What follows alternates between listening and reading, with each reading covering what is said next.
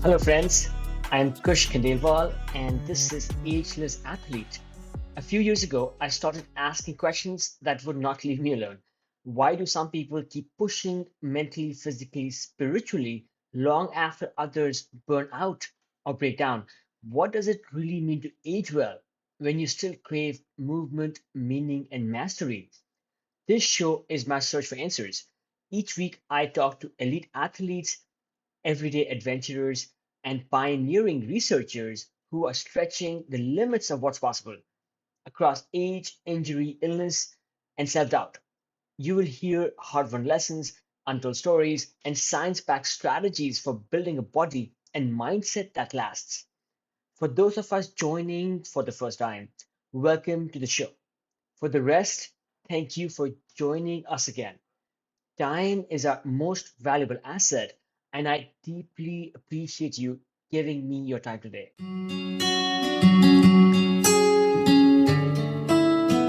Imagine this: you're running across the vast expanse of America, day after day, covering over 3,000 miles. The open road stretches ahead, your body aches, your mind battles fatigue, and yet you keep moving. What drives a person to push through such extreme physical and mental barriers?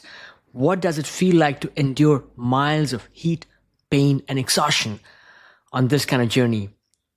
Today on Ageless Athlete, we dive deep into these exact questions with Marshall Ulrich, a man who's done what most of us can barely imagine. Marshall has not only run across America, but he's also finished the infamous Badwater Ultramarathon through Death Valley not once, not twice, over 20 times, set records, and climbed the seven summits, including Mount Everest. And he didn't stop when he hit his 50s or even 60s. He's still out there pushing boundaries at 73.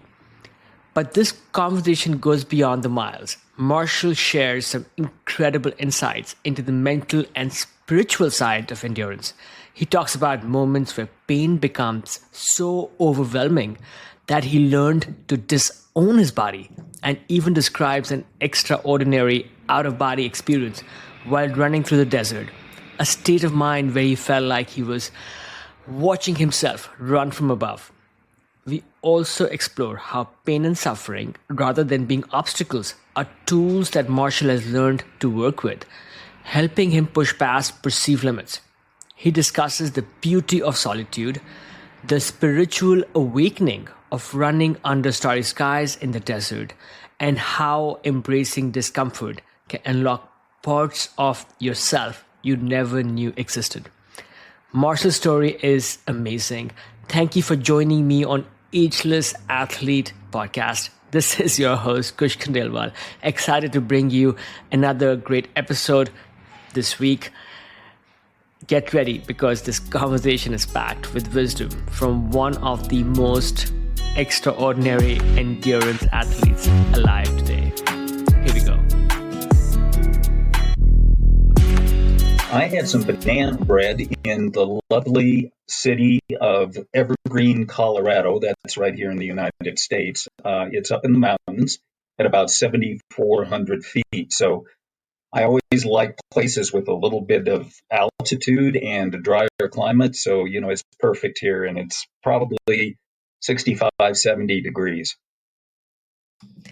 Banana bread sounds delicious. Did you bake it yourself, and then do you have a secret recipe? I find that I do eat a lot of banana bread.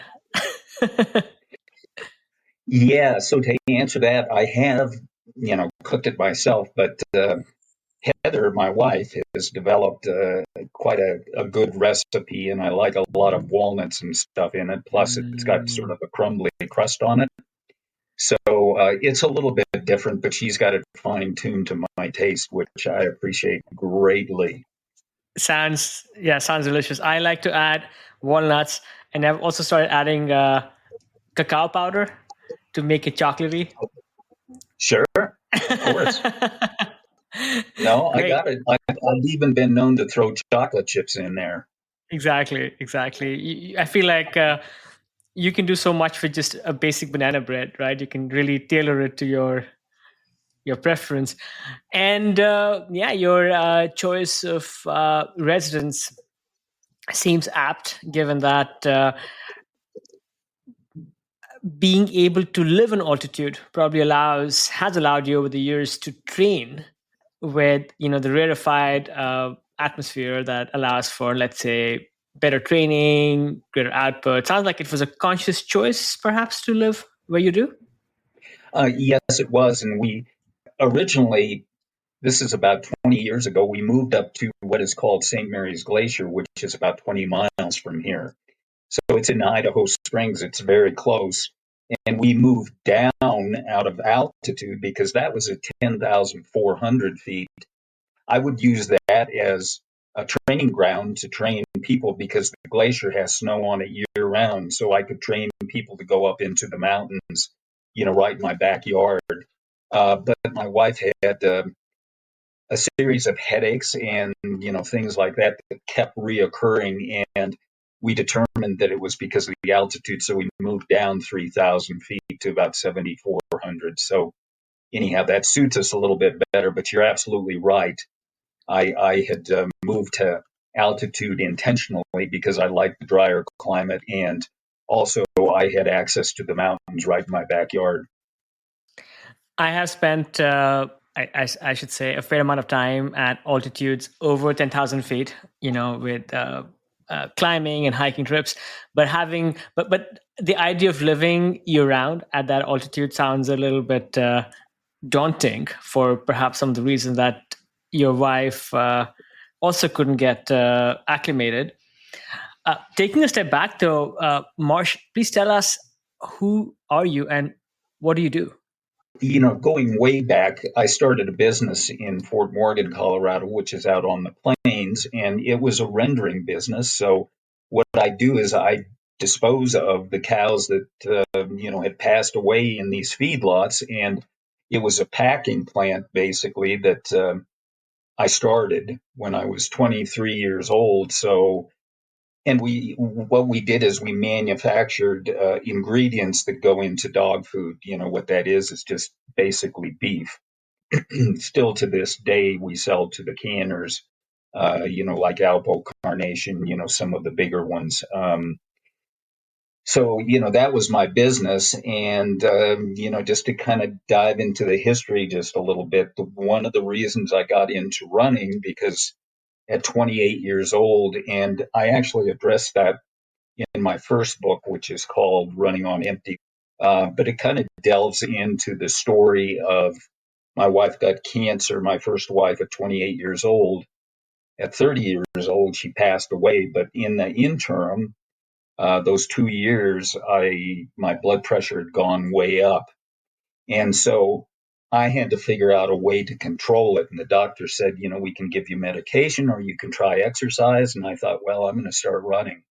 So that is why I started running. It was more out of, just improve my health. And, I was on a slippery slope. So, and lo and behold, it did help. It lowered my blood pressure. And what I discovered that, I was pretty good with it. So I started to do marathons, 10Ks, things like that. Almost immediately jumped into the marathoning. And then, about 1986 or so, I started doing ultra marathons.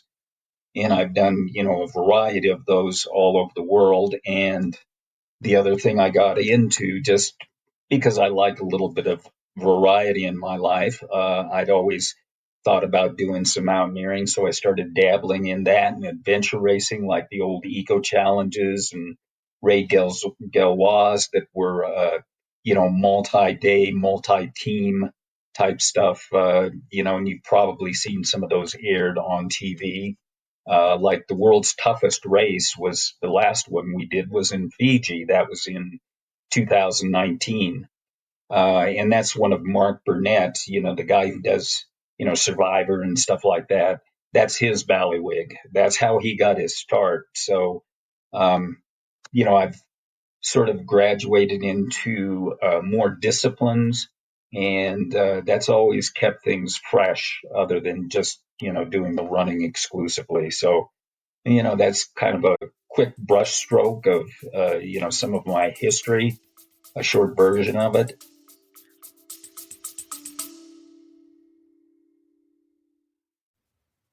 I've been thinking a lot about energy, not just in training, but in recovery, in focus, in how we age. So when I came across NutriSense, it hit home. It's a program that pairs a 24 by 7 glucose biosensor with a dedicated dietitian to help you understand how your body responds to food, stress, sleep, and movement, and then act on the data. I chose it because I wanted something real, not another hack or one size fits all plan, just honest insight into what's actually going on inside me and how to build habits that last. NutriSense has helped over 150,000 people take that step.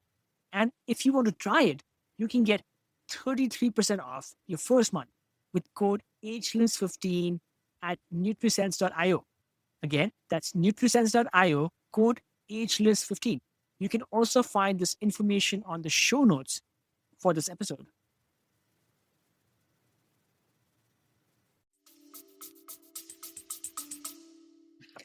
My dog loves canned food.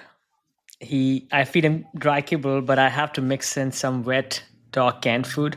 So from my dog's uh, point of view, thank you for your little part in helping manufacture canned Sure. food for dogs.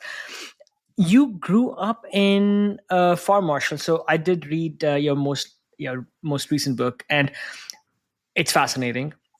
I wanted to ask you this: was there, let's say, a connection between your upbringing in a farm and being used to the physical order that it takes to be able to look after all the needs that a live farm has, and your ability to start running and take to it with that kind of ferocity, especially because you didn't even start running, from what I understand, until your 20s, which seems uh, a little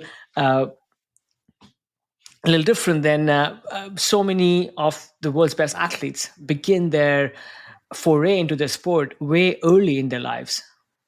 Yeah, so no, you're absolutely right. Growing up on a farm, we actually moved from the city to the farm when I was 5 years old. And I can remember even before we moved out into the farm, I was 5 years old and we had a black and white TV. So, this is 1956, for God's sake. And, Hillary had just climbed, Mount Everest a few years earlier. And for some reason, I tuned in and I saw these mountain climbers on this mountain, and here they were struggling to get up this mountain. And I saw their frostbitten hands, and they were having trouble with their feet, and they had to go down, and they're hauling bodies down and stuff like that. And I was so intrigued by that when I was 5 years old. And right then and there, I said to myself, I want to do that. I want to experience that. I want to see what that's like to be on a big mountain like that. And I was at 5 years old. Then we moved out onto the farm. And I think what that did is exactly what you're saying, where it gave me the ability to learn like a good work ethic. So we'd go out, take, for instance, we're baling hay and stuff. And it was all done mostly by hand then. So, these balers would spit out a bale and we'd have a sled that we'd ride on the back, and we'd have to make little stacks of hay, and then we'd shove them off. We'd stick a big bar into the ground and it would push the little stack off that consisted of probably 30 or 40 bales of hay. And then we do the next one, and we do that all day long. So sometimes we'd be out there for 12, 14 hours doing it. And we always had like an old canvas container that held water, and it tasted terrible. It tasted like burlap, but that's what we used to drink out of. And we just hang it on the front of the tractor where the radiator was, and it would further cool it, and it would keep it cool in like 100-degree days. We'd have nice cool water. So we had to learn little tricks like that. And of course, we always had something to eat where, we'd have a little bag over on the side where we could grab a bite to eat while we were working in between bales and stuff like that. So what does it sound like? Exactly what you're thinking. We're out there doing exactly what you're doing when you're out running. You're just working hard, you're fueling yourself, you're hydrating, and it's a long day. You're on your feet all day. There's really no breaks that you can take unless you just stop the tractor. But it was essential that you got the work done because you only had a window of 2 or 3 days before the hay would dry out too much. So it's not much different than running. And I never thought of running was extraordinary or much different than just that farm labor that we would do on a daily basis. And we also dealt with a lot of cattle too. We had 80 head of Holstein cattle, so milking cattle. Some of them we did by hand and machines. So I got real familiar with fixing things and just doing things with animals. So when we this sort of segued into the adventure racing type things. I've been in Morocco riding camels. I've been, in Morocco also riding stallions, military stallions. So things like that. So I learned how to deal with livestock also. So all of that served me very well. So it was just a sort of a little snapshot, the farming as to, what I would be doing in the future. And I had a comfort level of being out in the environment that probably a lot of people don't have. And I think it made me a little bit more where I wasn't so fearful of the environment or getting out in the mountains or something like that because, it was just something that we did every day. Marshall, as you were talking, I was just thinking of how farming has evolved so dramatically, where today's farming is so heavily mechanized. And the level of physical labor is certainly more than what a sedentary, let's say, a city worker does. But it's still quite different than the life you had, because you probably had the life of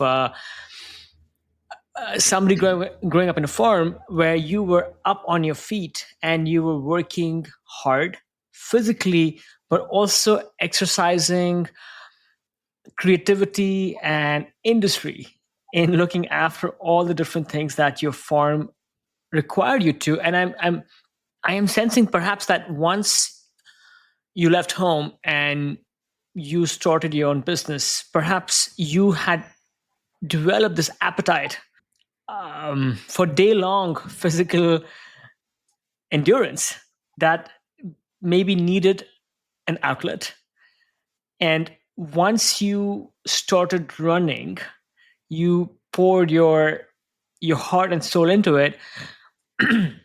Marshall, in your book, you spoke of this catalyst in your life that prompted you to put so much energy into running. Can you speak a little bit about what happened, and then how you found that fire to keep pushing yourself so quickly and so rapidly through the ranks of running? It does go back to the farm where, I had a brother. He was a year older. And so, here I am, this younger brother. And what we do is we'd have contests as far as, who could put the most bales up in a day and stuff like that. So, we had little competitions of our own.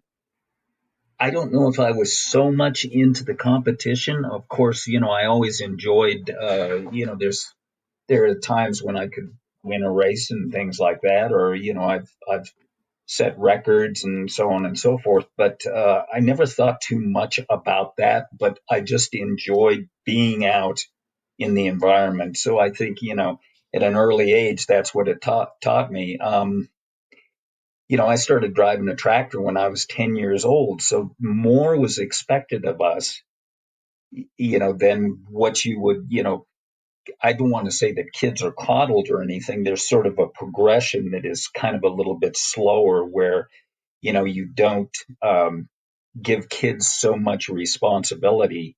And I think that's good in so many ways. But, we had tons of responsibility very, very early. And I think what that taught me was kind of a focus of sorts, where in order to get things done during the day, we had to start early and we had to focus, and we had so much time to do this and this and this and this. So that may be where, I taught myself how to manage my time and, take care of myself so I could accomplish things, in very short order.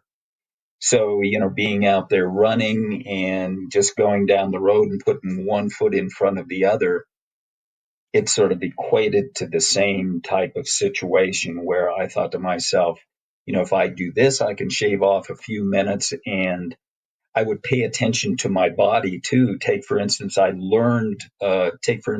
Badwater. I've done that a number of times, and, that's, I set a couple of the records. I've won it a few times, but something as simple as, instead of running with your fist closed, I thought to myself, well, if I run with my hands open, there's a lot of skin area there. And so you can cool yourself more efficiently, just a small percentage. So, I learned to just shave, maybe minutes off of, 100 and, 30, 40-mile run just by doing little things, or that's what I theorize, because, it came to foot care, it came to this and that, but it's all sort of the same. And so I enjoyed just thinking about those things while I was out there running, down the road. So I don't know if I've answered your question. I probably embellished a little bit too much. Actually, one thing I was curious on is, when you were in that form again, you were pushing your body, using your body in all kinds of ways, both by the demands of the work, but also maybe in some ways the creativity you and your brother had as young kids. Wondering, why did you get pulled into running specifically and maybe not into something else? I mean, it could have been, you could have become a boxer or a power lifter, or found other ways to exercise your need and zest for physical exercise.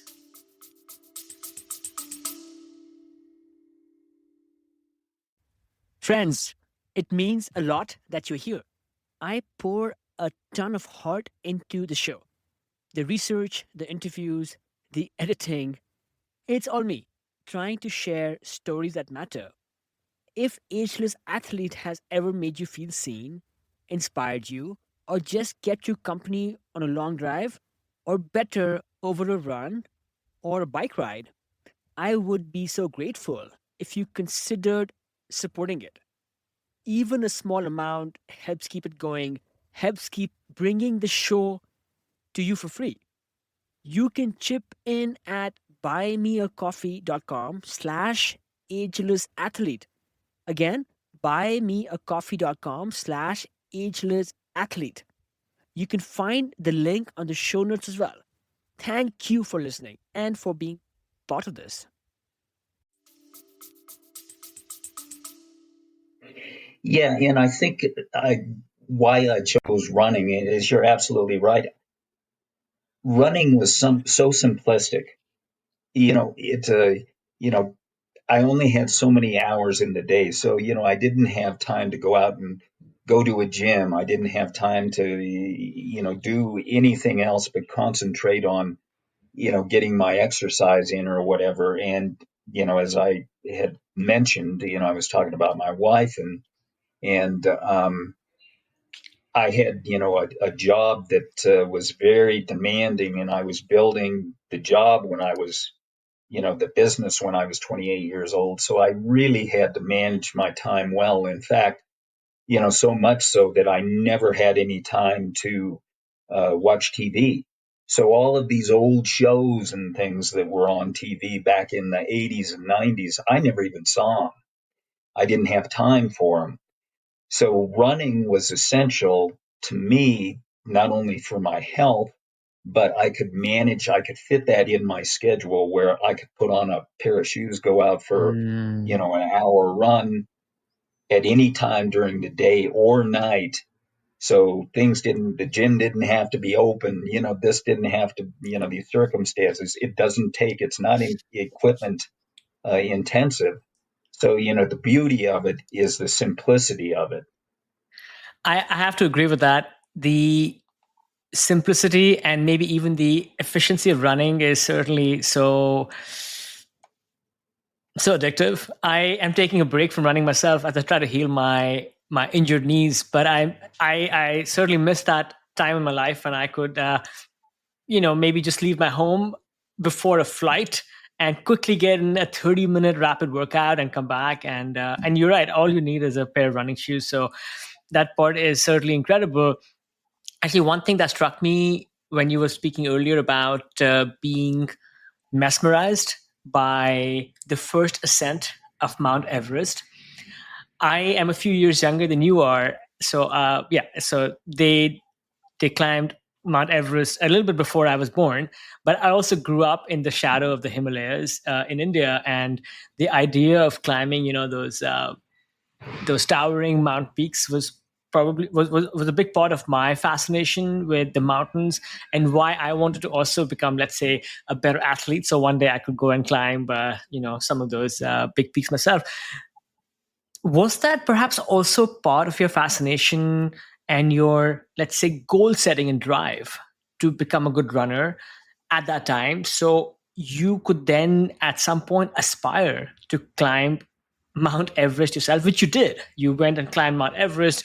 You also climbed all the other summits across the continents. But I'm curious, when you started running, was there like a goal or an aspiration that, yes, today I am running maybe to Pikes Peak or doing some other, long run in my neck of the woods, but one day, if opportunity presents itself, I would like to go climb Mount Everest and maybe some other big mountain massives. Yeah, I think that is true. I don't know if I consciously thought of that because I never really thought that I'd be able to travel that much and so on and so forth. But having said that, one of the reasons that I wanted to become a good runner is so that I could get my travel paid for, so that I would, and sure enough, it manifested itself that way. When, I got a little bit of a reputation, then I got, some invitations. Take, for instance, in the Himalayas, there's, a stage run that, Pandy is the director. It's called, I'm trying to think what it is, but it's Pandy is based in Delhi, and he's the race director, and he invited me over there. So I got to run in the Himalayas and other places too, and then it kind of segued into this adventure racing thing where we had sponsors such as DuPont, big sponsors that would pay for our team to travel all over the world. So I don't know if I consciously kept thinking about that goal of climbing Mount Everest, but it was always in the back of my mind. That it just sort of hangs in there and just it doesn't haunt you, but you think about it occasionally, and I guess that may, on some level, guide sort of your destiny to finally Mm-hmm. get there and climb it. And running was just sort of a vehicle that fit into that picture, as well as the adventure racing. And then all of a sudden, here I am. Let's see, I think I finished climbing the seven summits. I was up on Everest, I think, when I was 52 or something like that. So it took me quite a while, and I had to delay that just a little bit, as well as running across America, which was one of my goals. I always thought that's sort of probably the ultimate running achievement, is to run a race that is multi day or week or months or whatever. it all kind of fit into the master plan, I guess you could say. So sometimes we're keenly aware of it, but sometimes I think we just kind of,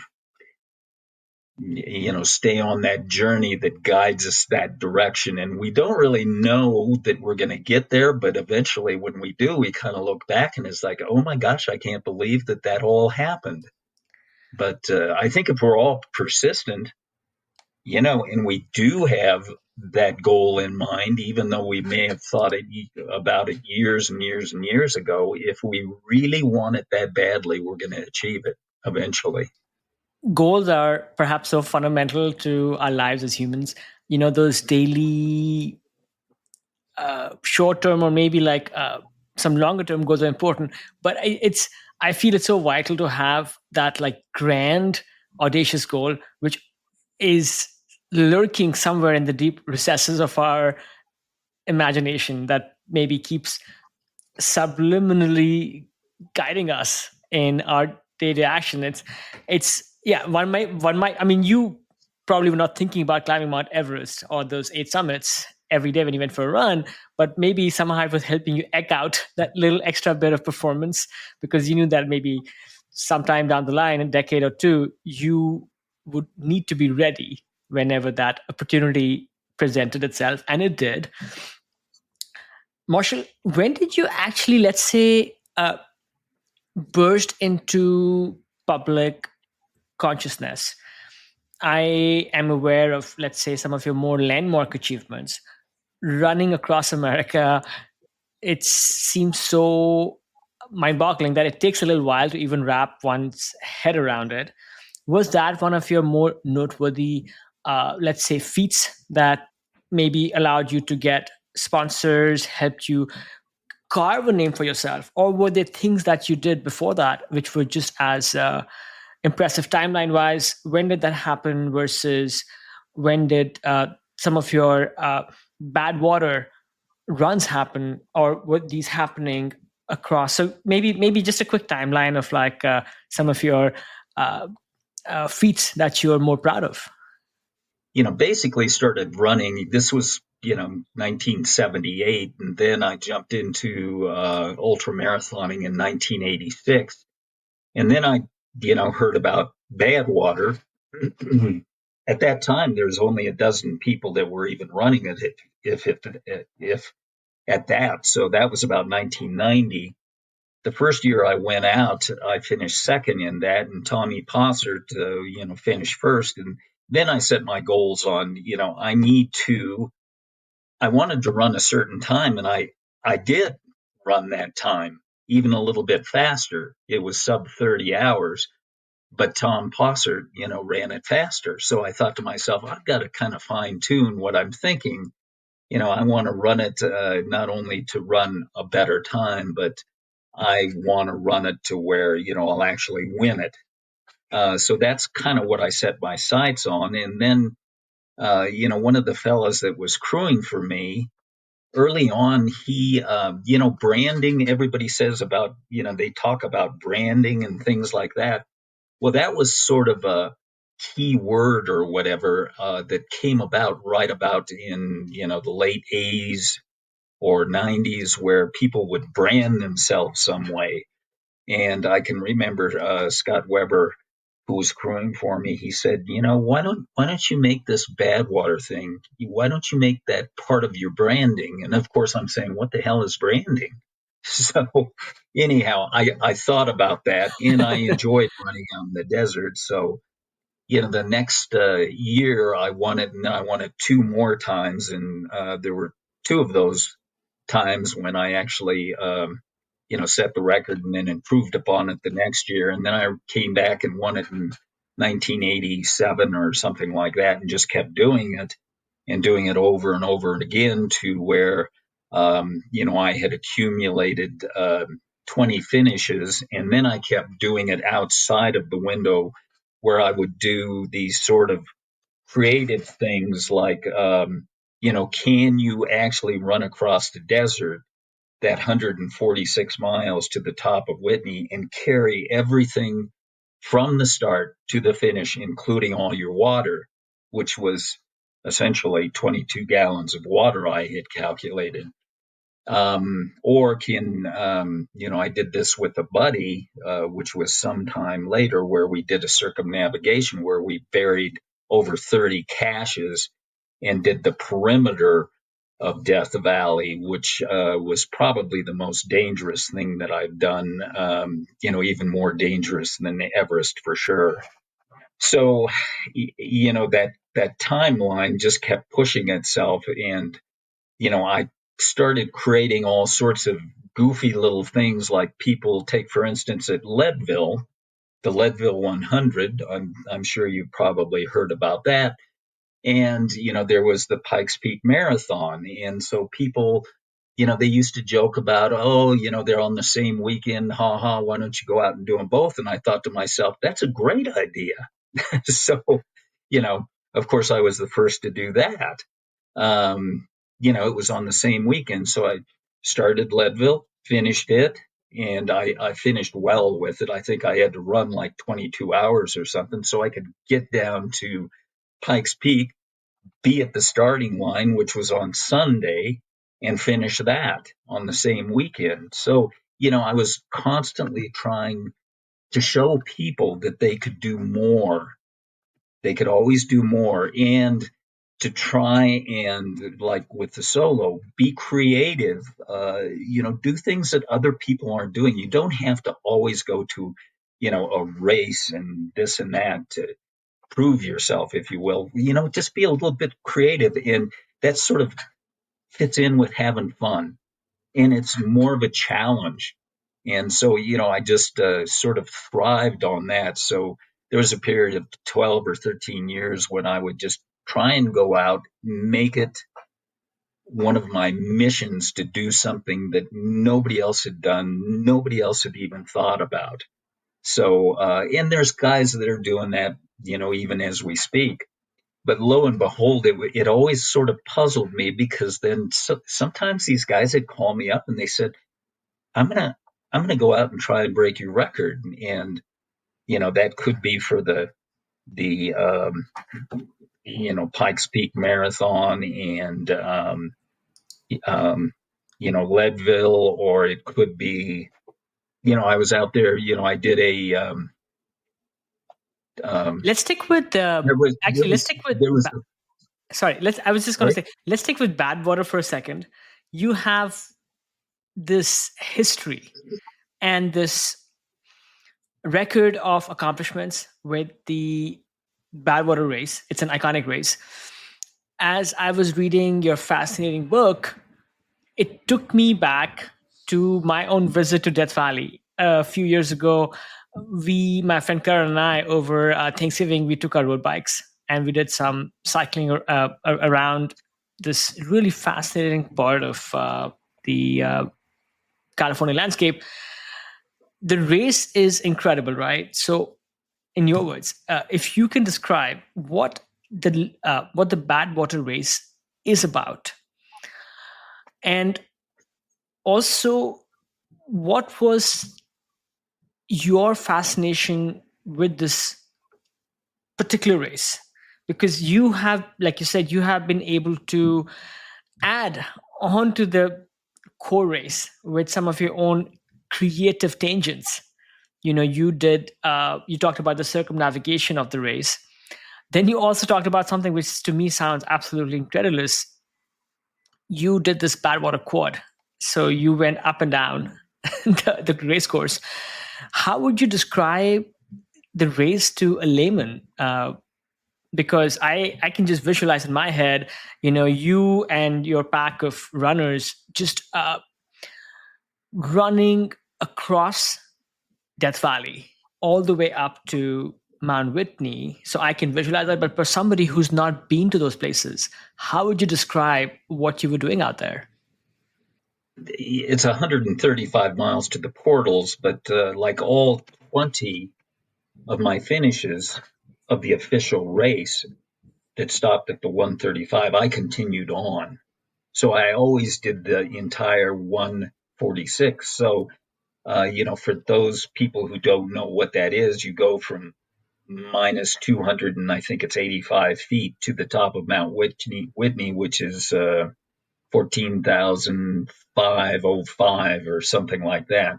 So there's a huge elevation gain. And what I enjoyed about it was that the temperature can vary almost close to 100 degrees from where you start. You could start when it's, say, 115, 120 degrees, and then when you get to the top of Mount Whitney, it can be below freezing, 20 degrees. So, the other thing that attracted me to it was the desert and, just the solitude of it, running out there. And of course, you've got a crew, but a lot of the time you're out there just by yourself. Or when I was doing this solo, with the cart, I was out there all alone by myself. So it's, more of a spiritual type thing, more of a pilgrimage. And, you're discovering about what makes you tick also. The majority of the race, that 135 miles, is on pavement, but then you kind of get onto the trail. There's 11 miles up, which is 146 miles. Then when you get to the top, you have to go back down to the portal. So there's another 11 miles that you tack on.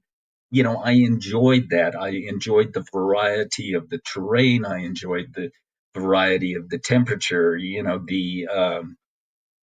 don't see that many animals or anything like that, but the geography was fascinating.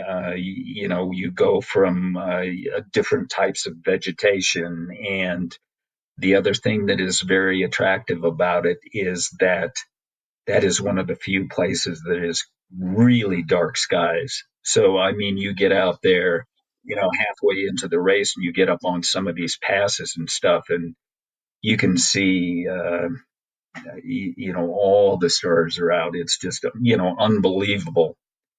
So much so that they even light the night up, even if there isn't a moon.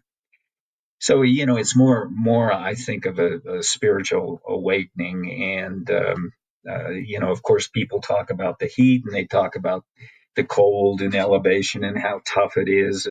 For me, I tried to put it in perspective. And as long as, I was thinking of it as, some sort of a spiritual awakening, I felt it was just a great privilege to be out there and to be able to do it. And so, I just felt lucky that I could be out there doing that sort of thing. And it really, it wasn't that big of a deal as far as I was concerned. I still don't think it is. I think we were kind of built to do that sort of thing. As long as we can wrap our head around it. And, that's what I encourage people to do, is just think way out of the box. And, if there's something that you don't think that you can do, you should at least go out and try it so you can get a taste of it. And maybe you'll come back and succeed. It's hard to explain. I think you just need to put things in perspective and not blow them way out of proportion. Marshall, it's fascinating. I speak with athletes across these different outdoor genres who have, in some ways, redefined what is possible for us as humans when it comes to being able to push ourselves. But all of you have this ability to talk about it in this humble and matter-of-fact fashion. And I think this common thread also exists, where people talk about just going out there and giving it a shot. I can't agree more. One has to go out there and try something and have the dream to go bigger, because I think that first step is what I think ignites that desire to take the second step, and so on and so forth. You used an interesting and evocative expression there. You talked about the spiritual nature of your experience as you were crossing through the desert. I would like to ask you this. Can you describe a moment when you were running across the landscape at Badwater, when the raw beauty, or let's say the sheer magnitude of the landscape, it overwhelmed you, and maybe how that experience impacted you and your ability to keep pushing your body through its apex? Of course, I talked about the stars and stuff like that, and what that does is it sort of motivates you. It feels like you're a part of nature, and it's kind of a dichotomy because you feel like you're a part of nature, but then on the other hand, you feel like you're just a little speck in the universe also, which I've always enjoyed feeling that. Like you're something very insignificant, but you're out there doing something that you feel in yourself that you're doing that is significant. So there's that part of it where you sort of connect with the environment, connect with there's the stars out there. There's the pounding of your feet and just the sounds that are associated with it, or the lack of sound that is associated with that being out in the complete solitude, quiet of the desert.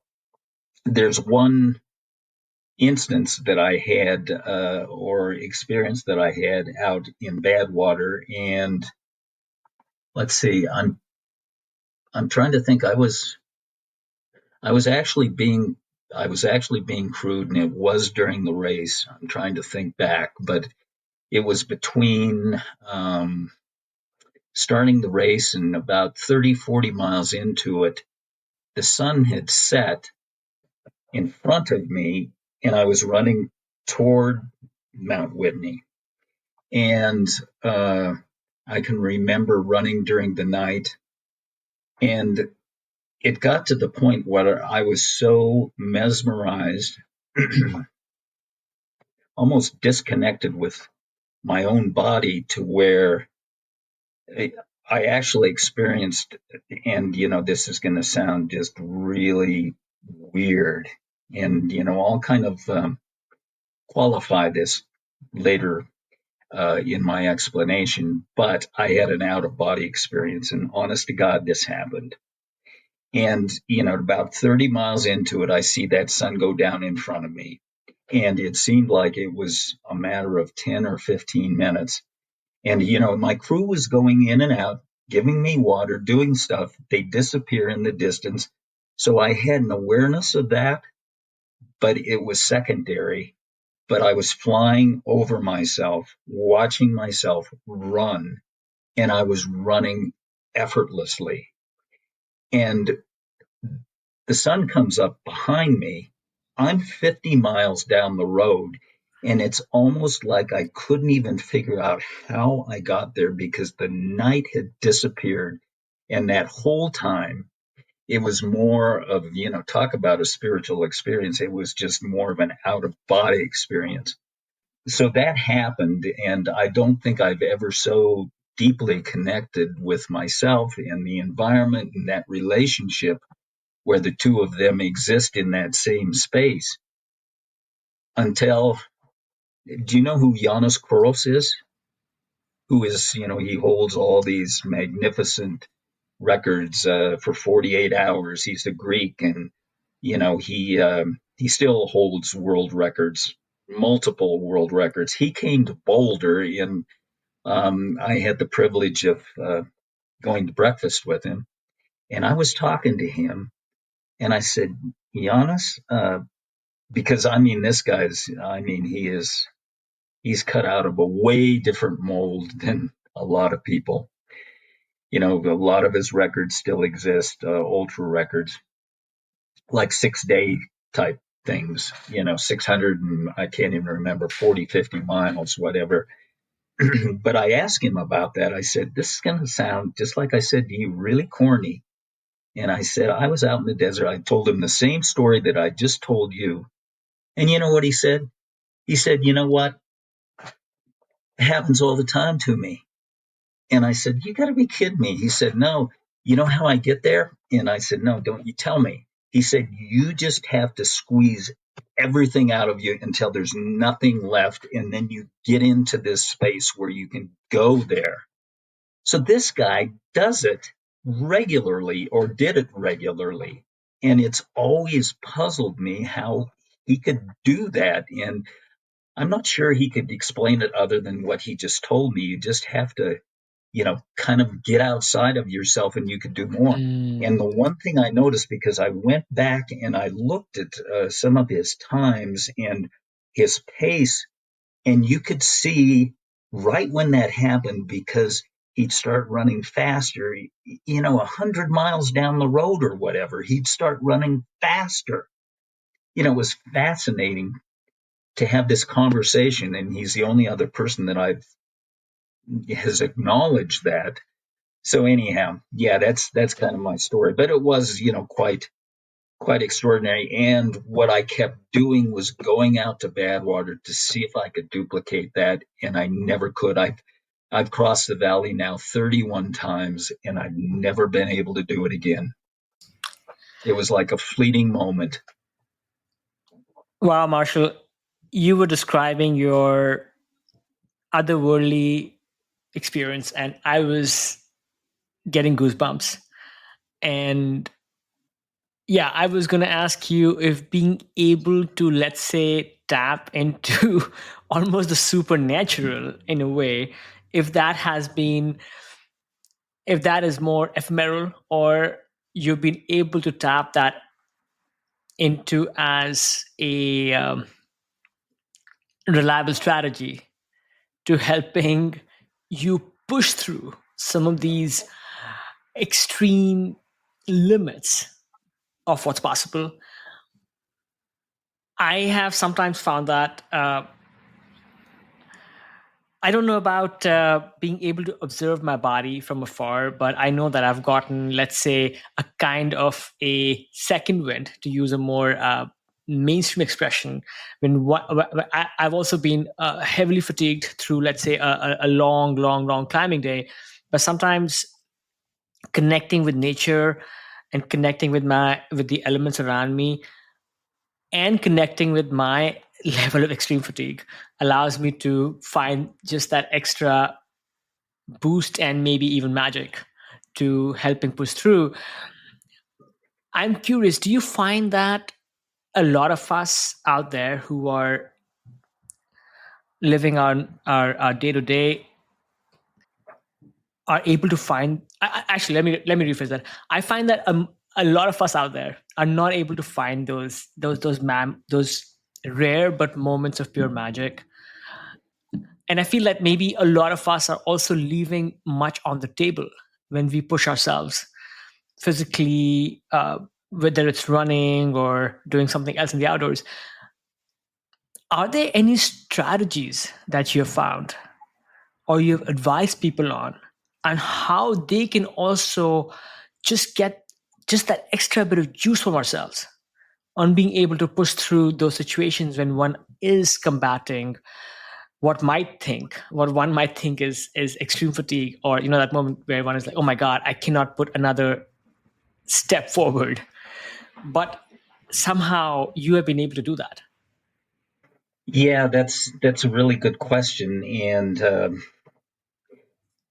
I think what I'd like, maybe how to address that is, I think the more that you do something, I think what you're not only doing is you're training your body, but you're training your mind to be able to accept, um, you know, distances, speeds, whatever it may be that you couldn't imagine that you could do, that you really can do.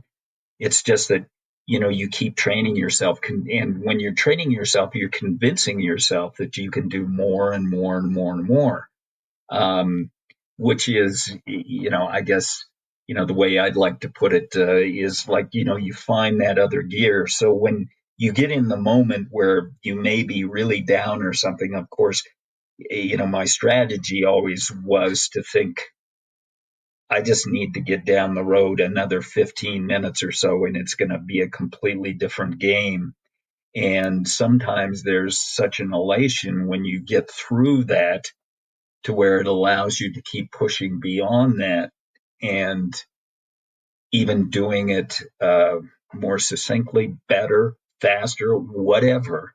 It's almost like a big sigh of relief. And when you arrive, you can do more.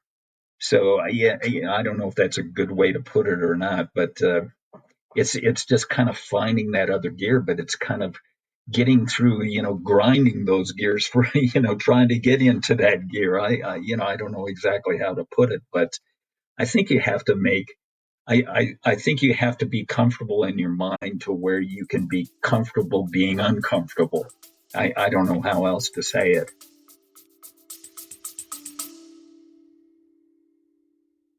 Hello, friends. Just a quick break. This is not an ad. If you have been enjoying these conversations, I would love for you to subscribe to my newsletter. It is where I go deeper, sharing stories, reflections, and behind the scenes insights that don't always make it into the podcast. I write about what I'm learning from elite athletes and how to stay ageless in body and mind. If you have ever wanted a thoughtful, inspiring read that ties it all together: training, aging, mindset, and awe. You will love this. You can find the link in the show notes or just head to agelessathlete.co. Again, www.agelessathlete.co, that is, to sign up. And yeah, just a couple of emails a month, and you can unsubscribe anytime. Absolutely no spam ever. Okay, back to the show. Certainly, I what I'm sensing is you have this level of, let's say, sincere curiosity about your own physical limits that you have attempted to explore throughout your career. Any advice again for the everyday athlete on how they can also perhaps develop that kind of curiosity of what they're capable of? To put it simply, I think what really holds us back is, we can't be afraid to fail. And if, if we do fail, what I have found when I've failed is it allows me to do more. I've learned more from my failures than I have my successes. It tells me more about myself. I think it strengthens, your mettle in life and things like that. So, what I would suggest to people is, don't be afraid of going out there, because we're probably afraid of just failure or something like that. And so what? With, running in particular, there are fail safes. You can always quit. You can always bail out. And I don't even want to say quit, because, if you do quit, you really haven't in the sense of the word, because you went out there, you've towed the line and you've tried it. So you haven't failed. Maybe you quit, but you haven't failed. You may have succeeded in your own way. And you can build upon that. But, just don't be afraid to go out there and try anything. Some people, I think what they do is they overthink things. Like, take, for instance, with Badwater. Sometimes I'd start spinning it and I'd think to myself, oh, am I in good enough shape, or, this or that, or, have I trained well? And so you start spinning things in your head or whatever. And I think what I learned to do out there after the first couple of times is don't even think about it until you get out there on the starting line. And then what are you going to do? There's nothing left but to put one foot in front of the other, and it'll just be okay. So, people just need to remind themselves that they'll be okay. Now, that's not the case with some of the things I'm sure that you've done and that, I have done, where they're really hanging out there. And, I would say don't put yourself at risk, to where you're going to jeopardize your life or something like that. And sometimes, I've put myself in positions where that has happened, but we have to think more about just us also. One of the reasons I didn't climb Everest for until I was, in my 50s, was because I had kids. Life is bigger than just us. It is certainly a privilege. I think end of the day, just being able to go out there and push ourselves. You, me, for using maybe an analogy that you cited, we are not working at a farm when we're doing these outdoor sports, we are not trying to feed ourselves. We're looking for, let's say, something higher up in Maslow's hierarchy. Talking of failure, you said something very interesting, which is you have learned more from your failure than from your successes. I think I can't agree more, and many of the listeners will agree as well. But perhaps maybe an example, Marshall, of a failure. It doesn't have to be an event, or it could be just it could be another. It could be a physical event, or it could be just another facet of your life where this failure has taught you the most.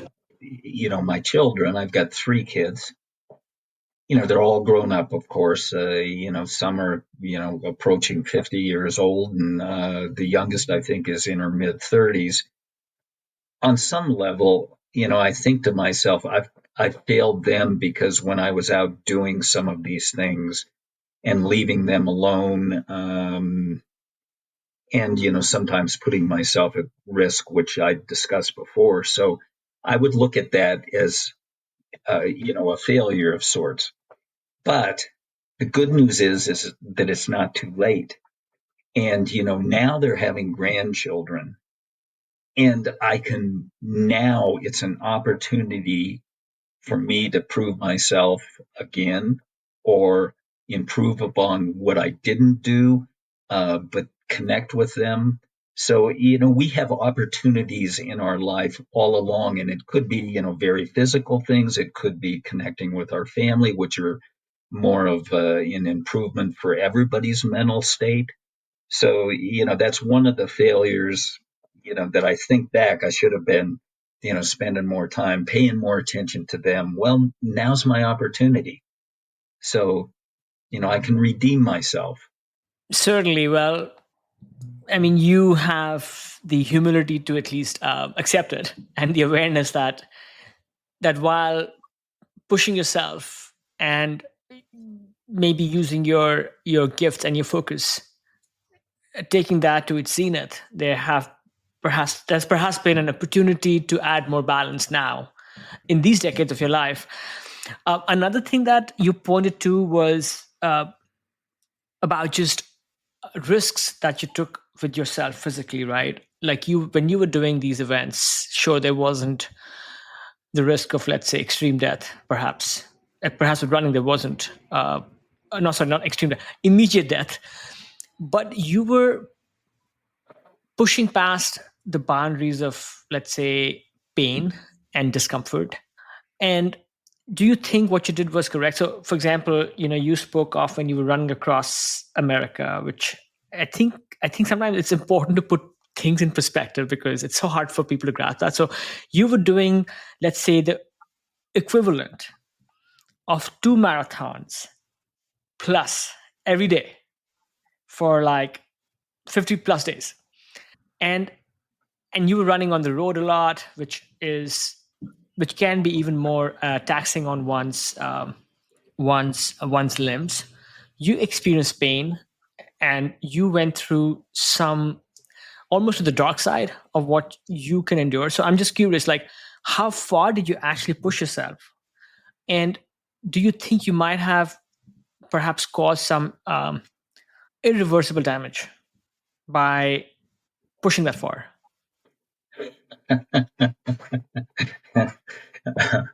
The answer is yeah, probably. And,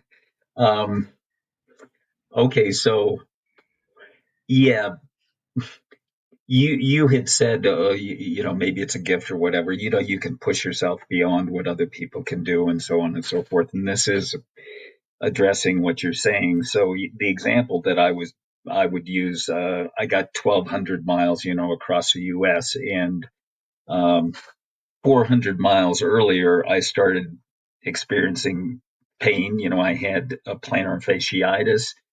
So I switch over to Crocs, and for that day, I only got 50 miles in. And incidentally, when I would get less than 60 miles in a day, it was almost a disgrace in my mind that I had just let myself down, doing less than 60 miles a day. So, it was hard for me to deal with. But, I had brainwashed myself so thoroughly that anything short of that was unacceptable. So it's kind of an interesting thing psychologically, but I had continued on that foot, and then I got a lateral tear in one of the tendons on that same foot when I was in Sterling, Colorado. Fast forward 1,200 miles down the road. So they take x-rays and stuff like that, or did an MRI, and they said, you've got a torn ligament and stuff. And so I'm talking to the doctor, and I said, well, what do I do, doc? And he said, well, you ice it, you elevate it, you rest, you do this. In other words, he's saying you probably better quit. And I said, well, how does that look? And he just goes on about, just kind of bagging it. I said, well, how about if, for the next couple of days, I do like 50 miles a day or something? Would that constitute rest? And he just looked at me, rolled his eyes, and, it was the funniest damn thing. But then what I did is I got out, headed down the road, and my foot was bothering me. In fact, we had a bucket of ice or whatever, and we'd wrap it in ice. And, we do this a few times a day just to kind of, put it in perspective and keep the swelling down and enable me to keep going. But it was painful. And so I thought to myself, and this had happened to me out in Death Valley when I was doing that quad where, I was having extreme problems, and all I could focus on was that pain. It was like the center of my universe. And I thought to myself, I don't know if I can, I don't think I can go on, running across the US if I don't, do something about this. And so the trick I used was I disowned my foot. I just looked down at it and I kept saying to myself, this foot does not belong to me. This is not who I am. This is not. And I kept going on and on. And so I essentially, in my mind, just disconnected from that. And it served me well in that I could keep going, but it never got any worse. It never got any better. It was the same thing. So I kept icing. I kept treating it, as best we could. You definitely flouted your doctor's advice. Your doctor, I think you probably, I don't know, but maybe you were such an extreme case that maybe your doctor in some ways wasn't like as well informed on how best to advise you, given some of the things you've accomplished are beyond comprehension for many of us.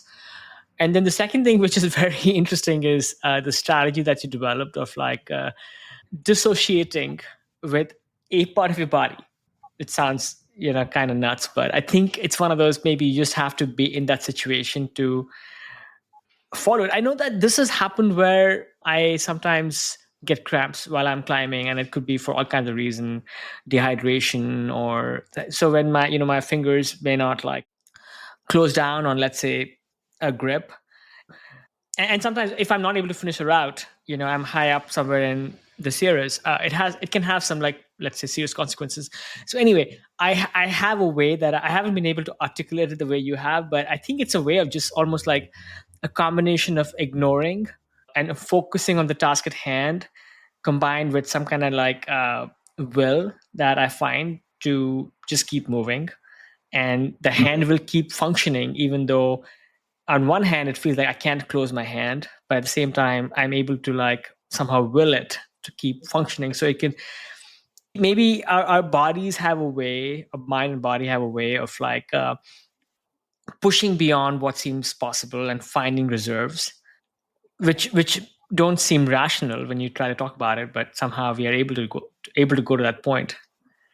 Right. So, years ago, there was a SEAL team out of California, and one of the trainers, he came to me and he said, can you talk to my recruits? So what I did is I developed the 10 commandments of endurance with them in mind. And I can't tell you exactly what they are. I've got them written down. It may be in one of my books. I can't even remember. But one of the things that addresses this very subject is accepting your fate. So take, for instance, when you're hanging on that wall and your fingers are like that, it's not normal. It's not, but it's a fate, and you just accept it. You have to deal with it now. So that's kind of what was happening with me. I just accepted my fate that was, and I was able to disown it. But I just remembered too. This is the part of the question that I was addressing. Did it cause any sort of physical damage? And that foot is a little bit bigger. It still swells. It still hurts sometimes. And this is, God, I did that in 2009. So it's been a long time. It's been 16 years or whatever. And yeah, it still affects me. Yeah. And my biomechanics were a little bit wacko. I've had a hip replaced. So, who knows? So it can manifest itself in sort of ugly ways, if you will. Marshall, given that you still have lingering, let's say, injuries from that epic race, and I think maybe you have said this somewhere that that run across America, and then also all of your runs at Badwater and outside, they might have actually shortened your lifespan by maybe a couple of years and whatnot. Knowing all of that, if the clock was to be reversed, would you still choose to undertake those races and those feats? Okay, this goes way back to when I lost my first wife when I was 30 years old to cancer. And, I started running 2 years before that. And I said to myself, and it's unrealistic, but I thought to myself, it's kind of survivor's guilt where I thought to myself, I could die tomorrow. So my motto became as far as I can, as fast as I can. And what that means is I'm going to cram everything I can into the time that I've got. So, here I am, 73 years old. She died when she was 30 years old. I've outlived her by 43 years now. I wouldn't change a thing. I mean, I've lived such a full life right now, and I've probably got another 20, 30 years to go. I have no idea. But we can't control our destinies. I think what we have to do is use it to its fullest advantage given our capabilities, and that means using our, what are the words that I'm looking for? We have to maximize what we can do well to the fullest extent. We live our lives to the fullest extent. And our, the span of our life isn't so terribly important. So, those memories I have from way back then, doing that stuff. And, this is a little bit presumptuous, but I think we influence other people with the things that we do, and they look at the things that we do, and they may idolize it, and they say, gosh, I wish I could do that. Well, maybe it gives them a foothold to do exactly what they were meant to do in their lives that would enrich their lives. And, once again, it doesn't matter how long that life is, but they went out and did it. So, that's kind of the point of it. That was powerful. Yeah. Finding one's purpose and honoring that purpose is perhaps in many ways the most important thing that we have as humans. Actually, on a more fun note, Marshall, that run across America, for 50 plus days, you were out there running long distances, running through the day. Curious, how were you staying fueled? What were you eating? What were you drinking? How were you staying nourished? And what did you learn about your ability to manage your your bodily needs through that event? Nutrition to me is not rocket science. We all have to take care of ourselves. There's things that we all know you shouldn't be eating, things that are super, super like fat or, whatever. I don't restrict my diet for the most part, and that includes for when I'm out there running, which, my diet can completely change from what I normally eat. Take, for instance, when, I was on Mount Everest. I don't really like Red Bull. They don't sponsor me, but I saved a quart of Red Bull because I knew when I got up that last day on Everest, that's what I'd want because I, crave that at times when I wouldn't even think, of craving it. So I had a quart of Red Bull and, it worked out perfectly.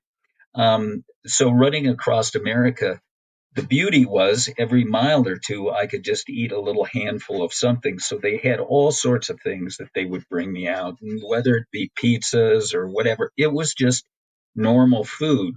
Not only that, when I was drinking, whatever I drank had to have calories in it because I was burning anywhere from 7 to 8,000 calories, sometimes 10,000 calories a day.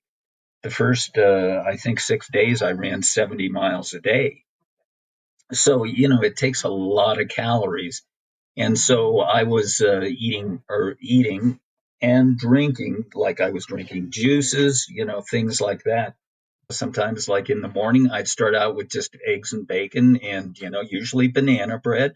And that would be the first full meal that I would eat. Then I'd get out on the road, and every mile to a mile and a half, say, they bring out something to eat. And they were so good at being consistent about doing that. And I was consistent in eating just those little snacks, whether it's potato chips or, whether it's a piece of a hamburger or, some, vegetarian type stuff, whatever it is, I would eat it. And usually it had to have more fat in it, a little more salt in it. So it would balance things out. And at the end of the day, they did such a good job that I could just jump in bed and go to sleep and wake up the next morning, eat that breakfast, and then start again. So I didn't eat any real meals except that breakfast, to start with. And I might add, from start to finish, I only lost 4 pounds. So they were doing something right. Yeah, they were, and maybe you were as well, by finding a way to consume so many calories. Sometimes it's not that easy. We think that, yeah, I love to eat, but when I'm out there on a full day of climbing, somehow I don't have the appetite because I'm just focused on something else, and I forget to eat, and then I can crash. I just one other question on the subject of food. You grew up in a farm, and you grew up close to where our food comes from. Wondering if that has played an impact on your food and nutrition choices. And I ask that because most of us these days in the Western world are not close to where we get our food. We shop for our food from stores and we eat at restaurants, and we are far removed. And I'm curious if that impacts the choices you make every day as a consumer now on what you eat and where you eat at. Yeah, I think it does from the standpoint that, I tend to look at, some of the ingredients when I pick up a package or something like that. And I look at, whether it has, whether it's a protein or whether it's a carbohydrate, so on and so forth. So, I do look at that, and I think it does come from, being on the farm. We would process almost everything ourselves. We would separate the milk and we'd get cream and we'd get this, and then we'd, butcher hogs and, whatever. And we'd go out and, we had a vegetable garden. So we do everything ourselves for the most part. There's very few things that we would buy from the store. And I think that sort of carries over.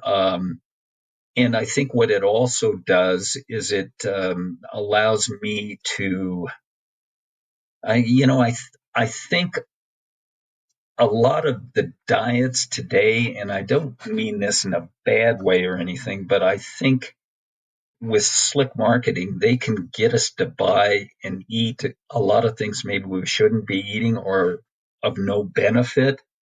And I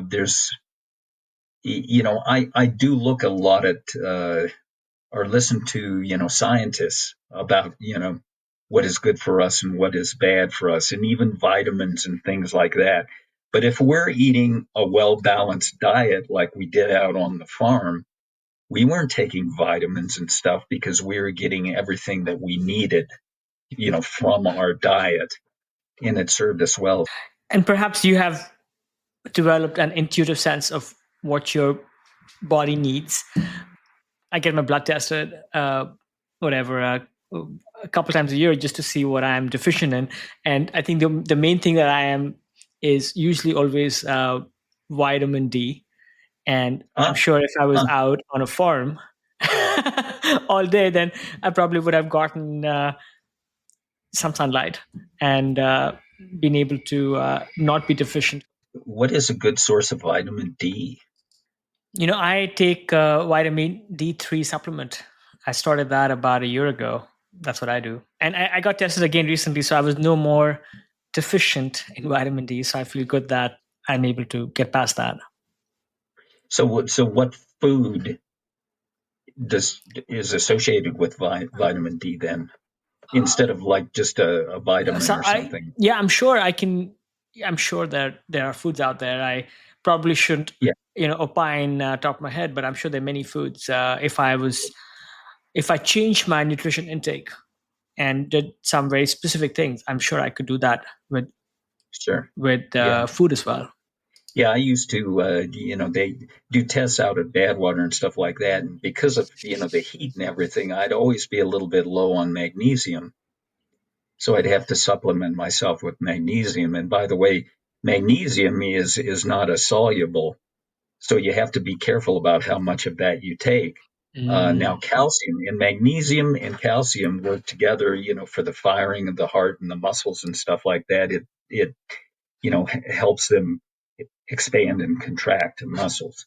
So, that's why they're important. But one is a soluble, which is calcium, but then magnesium is not. So, we just have to be careful. And then, of course, sodium is the key one that keeps us from, or kept me from cramping. So, I would be sure and take a lot of salt, which I normally don't. I don't really salt things that much. So anyhow, when you're out there doing stuff, all bets are off. You have to really pay attention, as I'm sure you're aware of what you eat, so you're getting what you need. And so maybe let that be the guide.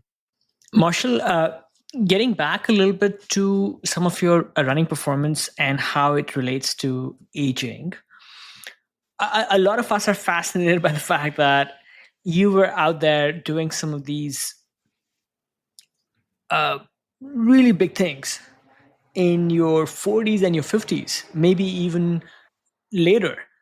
And curious, what was maybe, let's say, the median age of some of those events when you were doing them back in the day?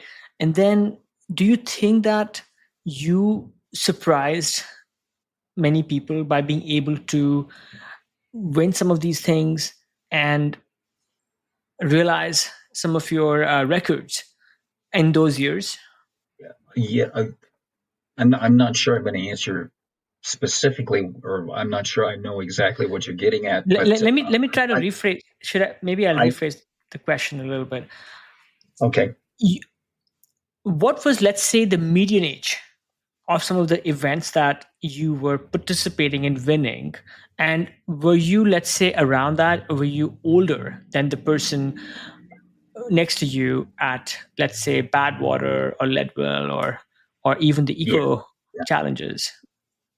Yeah, and I think that varies with each person. Take, for instance, I always felt like I kind of peaked mentally and physically at 42 to 44 years old, but then I was able to perform well well into, my 50s, basically. As I was saying, I was up on Everest when I was 52 years old at the top. So I was doing that. This last eco challenge that I did, I was 67 or 68 years old. Wow.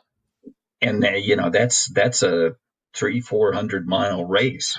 So, So, what allowed you, Marshall? What do you think allowed you to be able to realize some of these audacious things way past what you consider to be your physical and mental peak? Let's say you said maybe mid 40s, but then you were doing these things in your 50s. What can we learn from that? I think, first of all, it's like with anything that we do, you have to have a desire to do it. So if, as we get older, I you had mentioned it early on where you said, what's that fire in your belly or whatever, what turns you on? And, it's for me, I think a lot of it was showing other people that, it's okay. And I'm running alongside of them at Badwater, and I'm 60 years old, and I'm running alongside of a person who's 30 years old. And, I think a lot of it is mental, but I think a person really has to have a burning desire to go out there and keep doing things. And so Mm, I think the way that you do that is, and you had mentioned it also, we all have to have our goals, set goals that are realistic. And maybe they're, I can't do what I used to do.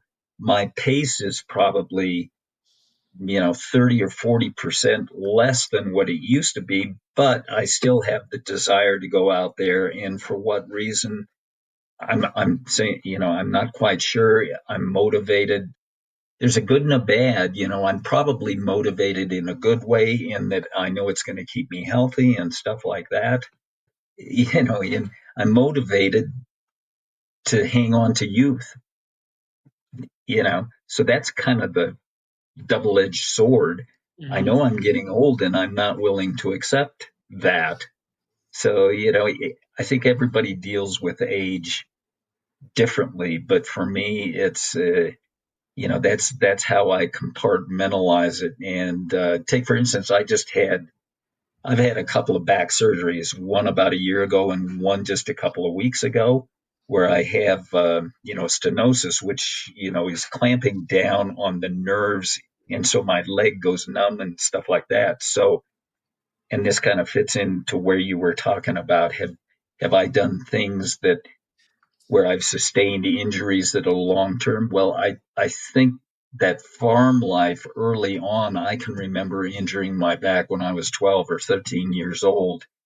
And it's exactly where this is. And I just kind of let it go and let it go and let it go. So those injuries were, sustained long ago. I guess, I just, I can't accept that I'm getting old. And I'm not sure I want to now. Um, but I'm just facing mortality, and so maybe some of it drives me in a positive way. I don't know if it's positive or Mm. negative. For sure, I can imagine that there's maybe this some sort of uh, mental struggle in being able to reconcile, but also keep pushing against. And maybe that balance keeps changing on a daily, monthly, annual level on what you think is correct versus what you think one still wants to keep eking out of oneself. You talked about a couple of injuries. You talked about some big operations that you've had to go through. How has your training shifted? Because back in the day, you were just putting on so many miles on the track. And I'm curious, are you doing some things differently with your running and training at 73? Oh yeah, I'll go out and like.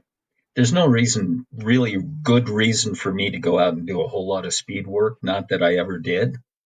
So I back that off. I don't do as many miles because what's the point of it? As long as I can maintain, a fitness level that I'm comfortable with, all that changes. I'm probably training 20% of what I used to. I mean, there were when I was for instance, trying to run across the U.S. or running across the U.S., my training miles going into that sometimes were 200 miles a week.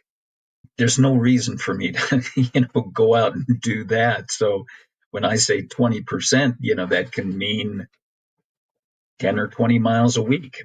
And, that suits me just fine. Plus, I don't do that much actual running now. I do a lot more like speed walking and hiking up hills and stuff, which, keeps me fit. So, it's changed dramatically, just accepting what I can do and moving forward with that. What about some of the training that you're doing off the track? Do you have a mobility practice? Do you do some other things with, let's say, the weight room that allows you to supplement and stay healthy? Yeah, so I don't like to really get into a gym, but you have these like stretch bands and stuff like that. So I use that for strengthening, and a lot of that was the rehab that I was doing for coming off of hip replacement and back surgery and stuff like that. And I always used to do a fair amount of stretching, but I do much more stretching now to remain flexible, to keep my flexibility. So I think those two things, and then just going out and walking or running. I never did do that many weights or anything, but those two things, the bands are nice and stuff like that. Plus, of course, just what I was saying, the flexibility I think is huge now for me. Just remaining, I think yoga is good too. At one time, I was doing some yoga, and I think it's excellent. Marsh, it's funny. I just got diagnosed with hip dysplasia. I've had some hip issues. My hips were like in some pain, and I'm guessing I'm 46. I'm guessing I probably am looking at some kind of a hip replacement in the next couple of decades. Any advice you have for me to try to keep my hips as healthy as possible, given that I also have a little bit of a penchant for being outside and doing sports? Yeah, if there's, I think you just have to pay attention to your biomechanics more than anything, and keep those, like, if it's your shoes or, whatever it is, or if, you have to use something else like a hiking pole to kind of help you out or whatever. But, some of it is just genetic. And, I will say this, as far as surgeries are concerned, I mean, the hip replacement, I don't think I was down for a couple of weeks and I was right back on it. That's not that big of a deal. You had mentioned also knees. Knees are a much, more difficult subject to address, and I've never really had any trouble with my knees, miraculously. So, I think a lot of it is just genetics, doggone it. And I don't Yeah. know. Yeah, I mean, it's some of that stuff's kind of out of our control, I'm afraid. Totally, totally. Here's a listener question from Eddie from Virginia. Is there an adventure that was on your list that you never got around to tackling, Marshall? Oh, well, I suppose there's a lot of them. I'm pretty happy with what I've done in the past. Yeah, gosh, that's a really good question, because every once in a while something will pop in my mind, but I don't think there's, I kind of did everything that I wanted to do. And, I still have goals. Like, I have favorite mountains. Like, one of the things that I never got around to doing that I really would have liked to have done, and there's still a slim possibility, and that would be to, climb Kilimanjaro once again with my kids. And they're older too, so I have to. So I think it's one of those things. I just I just want to do some of those things where I can connect with my family. And if I can involve one of my sports to make that happen, that's great. If not, that's okay too. My dad is your age, and climbing Kilimanjaro is also on his bucket list. Sure. And he hasn't talked about it for a while. So I think this is a good reminder for me to go, nudge him a little bit on how is his preparation for that going. Maybe just a couple of final questions, Marshall, before we end this conversation.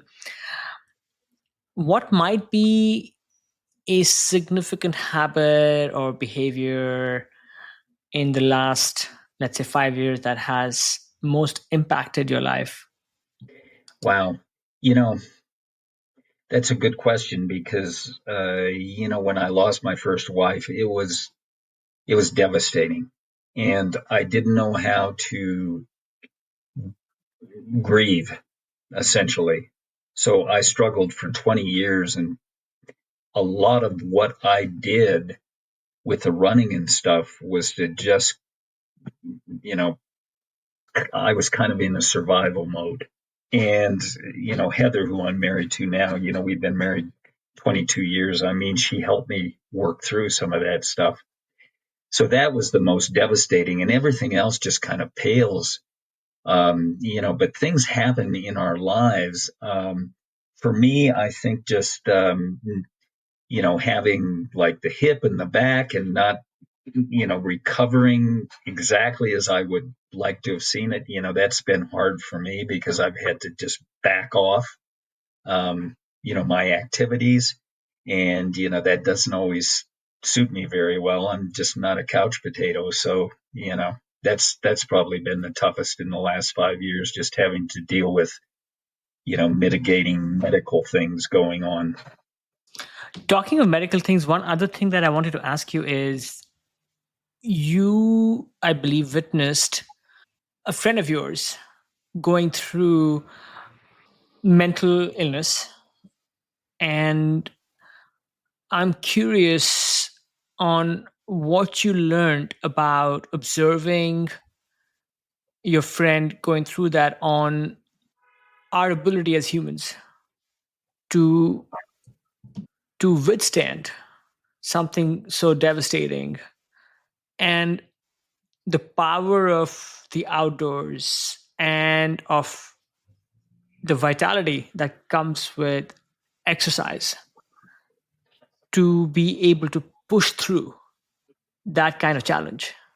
Yeah. So, the friend that you're speaking of has Alzheimer's, and he actually did that last eco challenge with his son. And the two of them are featured in that. It's called the world's toughest race. I don't know if any race is the world's toughest, but it's damn tough. Exponentially, it's a lot harder than running Badwater because you're out there doing all sorts of different things. But he was able to participate in that, having been diagnosed with Alzheimer's a couple of years earlier.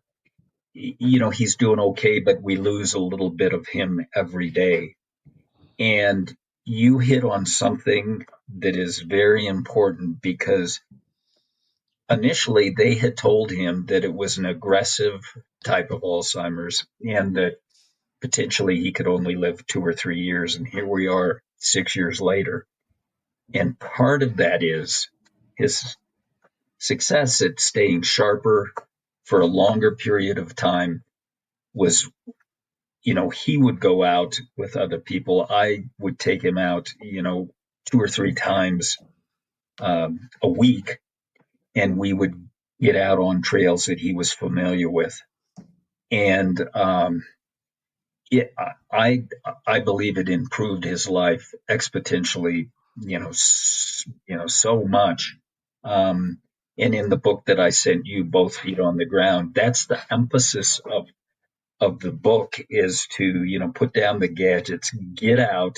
And that book came out, and it was coincidentally just when we were in the middle of the pandemic. And I noticed that people were sort of quarantined to their houses. They weren't going out that much. When they did, they'd have masks.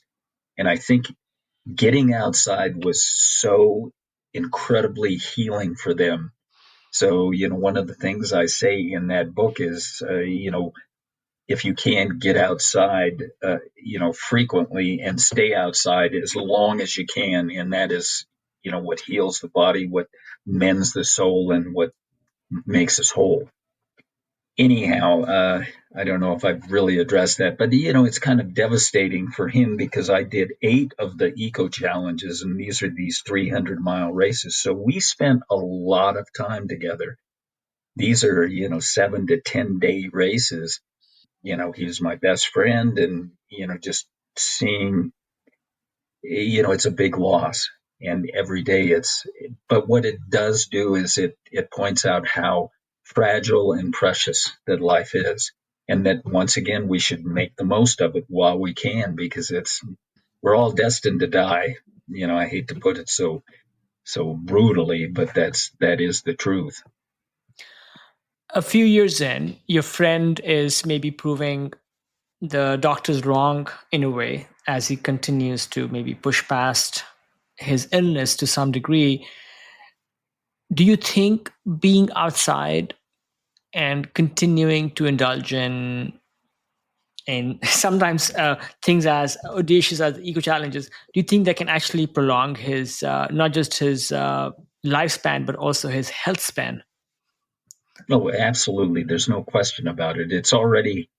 He's probably, remained twice as sharp for twice the amount of time, and has stayed. There's nothing wrong with his health. I mean, he is as fit as can be. He still does repeats. He can go out on a hill that he's familiar with and he doesn't get lost, but he just goes out and he does repeats for an hour going up and down this half-mile long hill. That is, I can't tell you, that is his world now. And it's something he's familiar with, and it's something he's comfortable with. And that is his goal, to go out and do that, every day, essentially. So, and it allows him to get out into nature and connect. And, that's what we were doing, these eco challenges, for that very reason. So he's still able to connect with that, and he's familiar with that, even though he's lost a lot of other acquisitiveness, within his mind. That's the proving of how he's getting through this and continues to remain healthy on some level in his mind. Good luck to your friend, and certainly points to how being outside is just so vital to us as humans. Yes. Marshall, and maybe just one final question. If there was a big billboard out there on the freeway, what message would you like to leave for the world out there? Wow. That's a really good question, especially putting the enormity of that, because it's out there for everybody to see. And I'm just trying to think this through, because I mean, boy, we're living in a time where people are sort of pushing against each other, and it's going to sound really corny, but I think more than anything, I think we just need to love ourselves and love others, and support others. I don't know how you put that in a succinct message, but I mean that. No, I think that sounds great. Powerful. Love yourself and love others. I mean, it's sometimes the simple things can be the most powerful. So I think that message is a strong one. Well, thanks. Yeah. Marshall, you have written 2 amazing books. I just read the most recent one. We will put links to both those books on the show notes so people can go and find your books. Where else can people find you if they want to learn more about you, and maybe any upcoming projects that you would like to share with the listeners? Yeah, so what they can do is, of course they can get the books on Amazon. It's just marshallulrich.com. And, I'm really bad about updating that website, but you probably, see more than you want to know about me there. But I guess the most interesting thing the last couple of years, and we're going on our third year, is the Route 66 Ultramarathon, which is 140 miles from Seligman, Arizona to Topak 66, which is on the Colorado River. And that is part of that section of Route 66 is the longest intact section of Route 66 that exists in the world. And so, and incidentally, the Bunyan Derbies that ran across the U.S. in 1928, they took part on that very stretch, a piece of that they were running on in 1928. So it's very, very historic. But yeah, that's what we're doing. It's called the Route 66 Ultra Run. So they can just look up Route 66 Ultra Run and they'll see it. Sure. That's coming up, in November, the first part of November, and so people can sign up and they can do it as a relay. They can do it as an individual that's crewed, and also this year we've opened it up to a journey runner, where we'll kind of help them out here and there, but they can go out there and do it essentially on their own using, a lot of carrying a little bit more water and food and stuff like that, but. We've got a number of divisions where we call it's a race for everyone anyhow. And it is. Case in point, there was one fellow who went out there last year and he hadn't even done anything so much as a 5K, nothing. And he finished the race. It was unbelievable. So, yeah, it kind of fits in with, what we've been talking about. If you can, what I like to say is if you can dream it, you can do it. Don't limitate what you can do out there. There's no limitations. The only limitations are in your mind.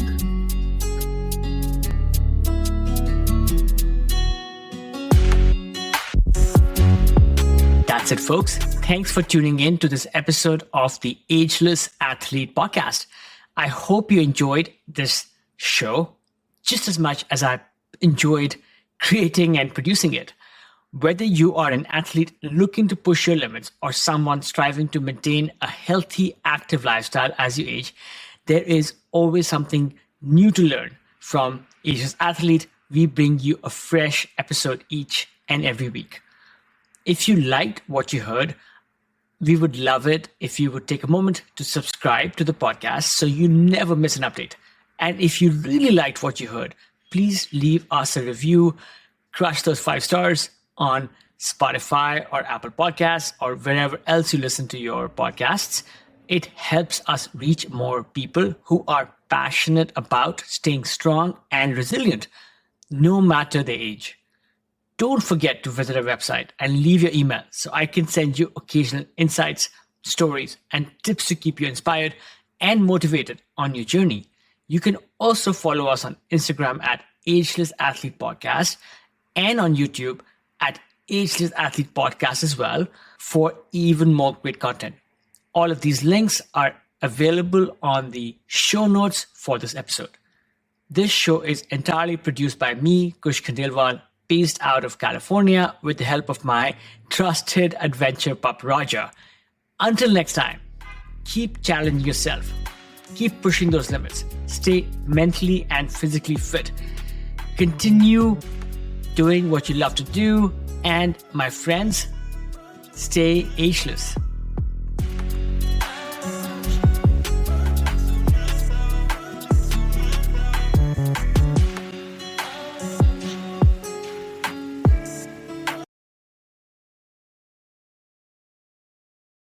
Friends, this is not an ad.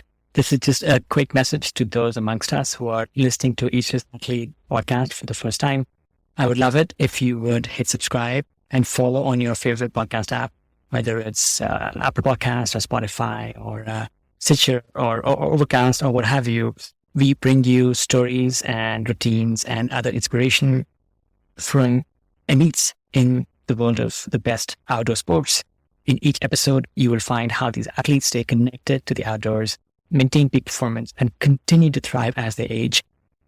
I encourage you to look through Brad episodes and listen to a couple and see if they resonate. And then, come back next week. We release an episode each week. And I am really inspired to bring you some of the best stories from the world of the outdoors. Okay, back to the show.